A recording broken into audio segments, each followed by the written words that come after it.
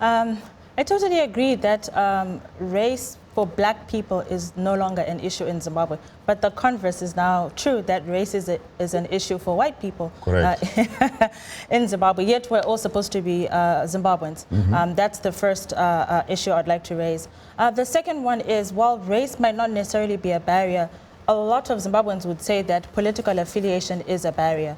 And from a human rights perspective, I will talk of issues of freedom of assembly, freedom of expression, freedom of association.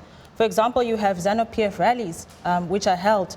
You don't see police inside. But the minute that opposition parties or anybody that's anti-government protest attempts to, one, ask the police for permission to hold a demonstration, that permission is denied.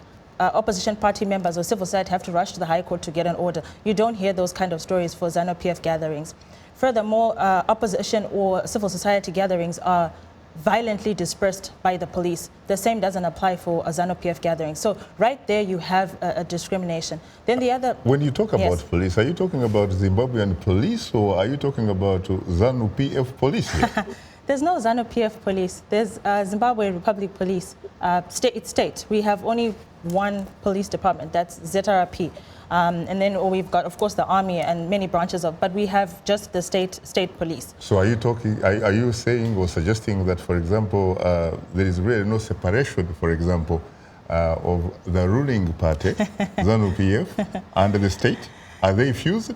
Of course, that's one of the challenges that a lot of civil society organizations have been raising, that there's no separation of powers. You're supposed to have, once you have a police force is supposed to be non-partisan. It's supposed to be a police force that stands for everybody. But of course, that's not true. You have opposition activists being arrested, arbitrarily detained, but that doesn't apply unless you fall out of favor, you know, from ZANU-PF.